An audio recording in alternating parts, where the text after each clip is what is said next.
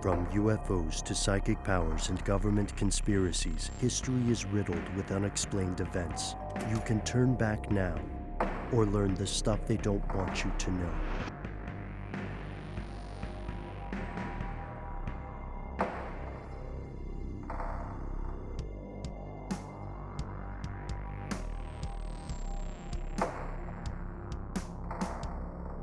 This email from Melbourne, from our pal Will in Melbourne.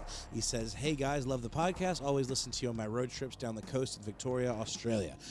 I just finished your episode. It's out in secret museums and wanted to share my experience." By the way, a bunch of awesome feedback from that episode. And I personally had a ball on that episode. I think we all did. I think it was just, in general, a really fun conversation.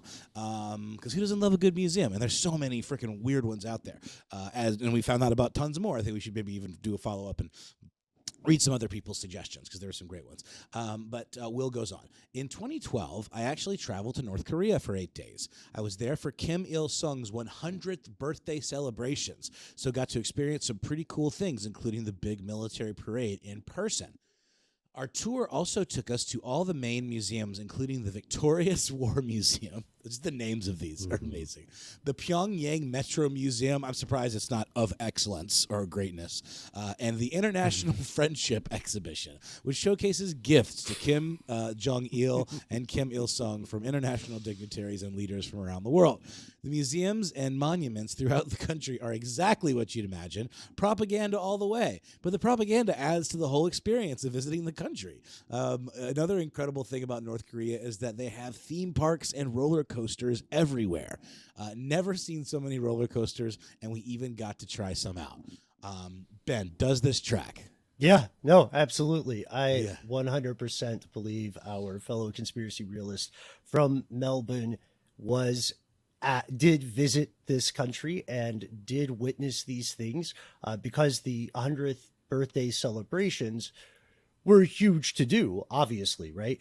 And then also because this is an Australian national writing to us, so a little bit easier to get in. That's right. If you're not a Yankee. Yeah, no, that's a good point. He said his next story he talks about studying abroad for his study in international affairs, or rather an international affairs think tank based in Melbourne. So you guys are very much cut from the same international cloth there, Ben.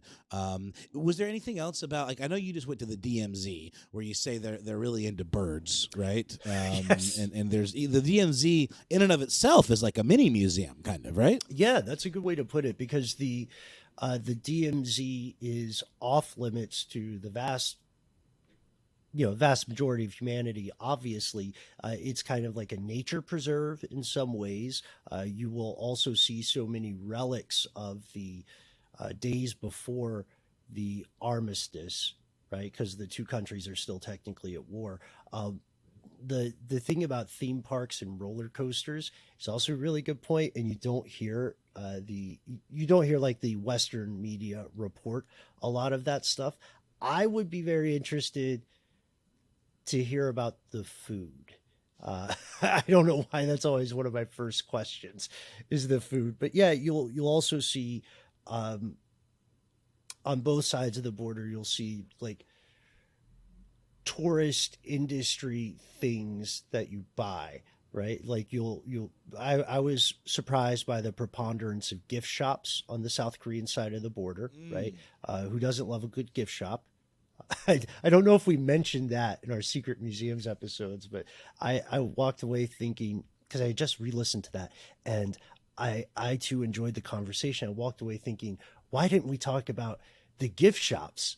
Like, does the CIA museum have a gift shop? What can you buy there? That would be so cool. We do. So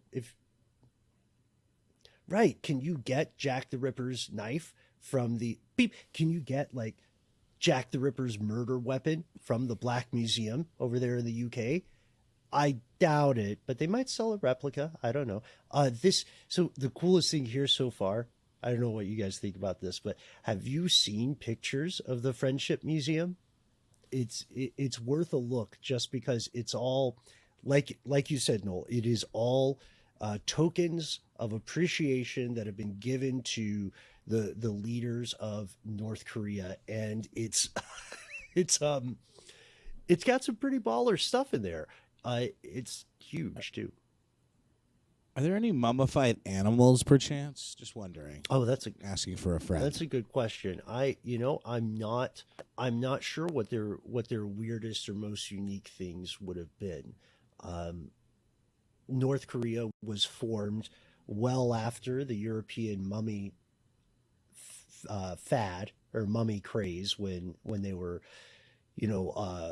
dissecting mummies and when they were burning them for cordwood and destroying ancient history for kicks. So they wouldn't have been around to get a mummy at that time, but I could absolutely see it being a gift that a foreign dignitary would want to give somebody. Allegedly, Fidel Castro gave him, I think, a crocodile briefcase, so like crocodile skin for realsies. Yeah, That's that is pretty posh. And then you can sort of, what's interesting about those museums is you can learn a lot about the relationship between two countries based on the gifts. Like a very big, prestigious, unique, distinctive gift is probably going to come from a communist country, right, at the time, because DPRK still describes itself as practicing juche. Juche, by the way, just basically means subject. It's the ideology breaks down quickly. That's what I'm saying. But then if you see somebody who maybe doesn't have either the wherewithal or the budget to send something, or they don't have the inclination to send something very big and impressive, you'll see associations sending more modest gifts. Like the chairman of the Journalist Association of Kuwait sent a set of pens, which is nice. You know what I mean? But obviously he was like, we can't kill a crocodile for this guy. But you know what the Sandinistas did? Of Nicaraguan fame.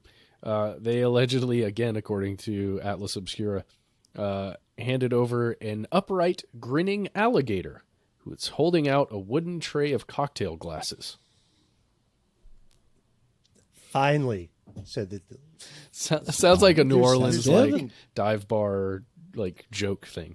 There is one fascinating point that we should make, and I'm frankly, Noel, I'm super excited about the second part of this letter too. But there's one fascinating point we should make, which is that while these may seem uninteresting to people who are more aware of the wider world, or people who can go on the internet and look at any number of crocodile skin briefcases and what have you, we have to remember that when we talked about the demographic, the intended audience of a museum, the intended audience of the Friendship Museum, I would argue, is not outsiders. The intended audience is the people of the DPRK. And in that museum, they're going to see a lot of stuff that they would not normally see, right? It's like when you go to any new place, especially if you go to a foreign country, you're going to be amazed by stuff that people have just quickly normalized and accepted. Like I've clearly looked like an idiot so many times in so many places because I'm just baffled. I'm like, do we really need guards with semi-autos at this McDonald's? Or like, what don't vending machines sell in Japan? The little things can amaze you. So a lot of times when DPRK nationals are visiting this museum, we have to understand that they're seeing stuff they have never seen before unless they've been to that museum before, which is, I don't know, profound. Agreed. We'll go through the second part of the email now real quick. He goes on, Will, that is, in 2017, I was lucky enough to visit the Foreign Museum of the Islamic Republic of Iran in Tehran as part of a study tour with an international affairs think tank based in Melbourne, Australia. We were actually sponsored by the Iranian government.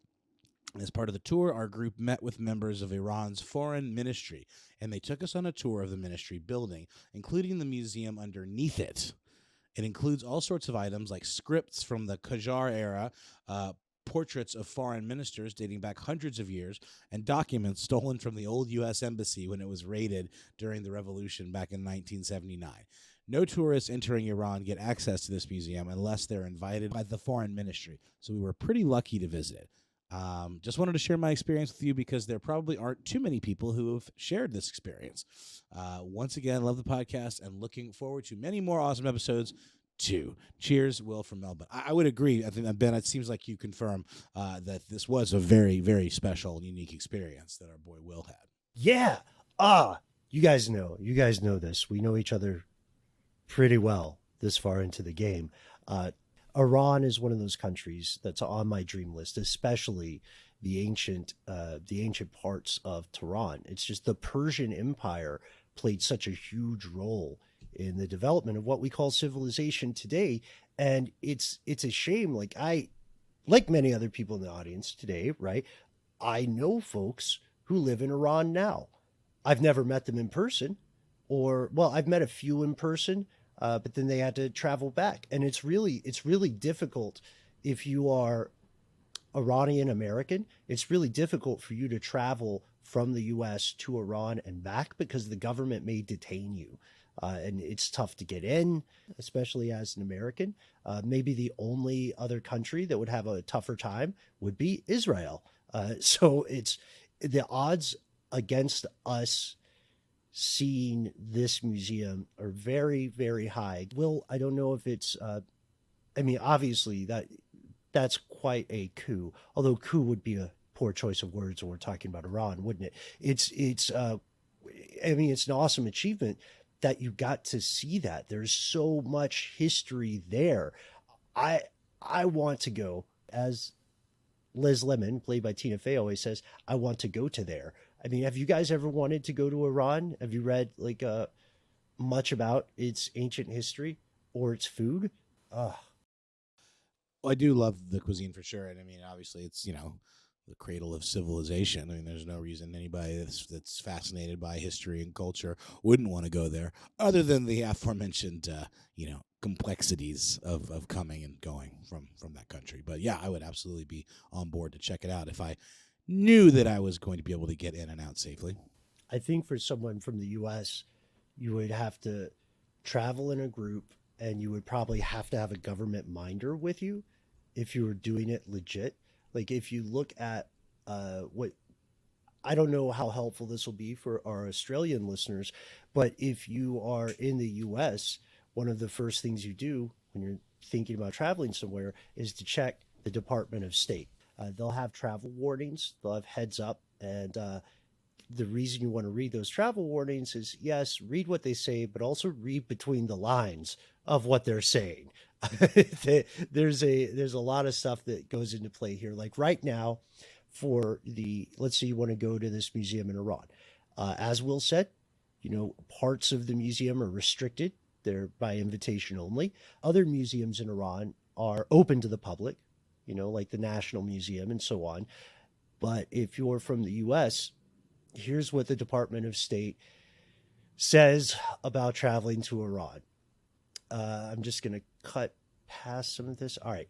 They warn against all kinds of travel that cross borders or boundaries between Afghanistan, Pakistan, and Iraq because of mass detention of citizens in those countries, the probability of terrorist attacks, and then they say due to the increasing tensions between the U.S. and Iran, it's possible that a conflict could break out, and they don't put an expiration date on that. So if you would like to plan to travel to Iran and its borders, just please be careful, as you could get trapped. The U.S. does not have, a strong diplomatic presence in Iran, which is a shame because I know I'm self-selecting here, you guys, but everyone I've talked to has been really cool, approachable. Why they're the people of Iran often are making a very sharp, conscious distinction between the citizens of a government they don't like and the government itself. So don't ever fall for that kind of bellicose saber rattling when you see some pundit on U.S. television saying like, Iran is rising, they hate the U.S.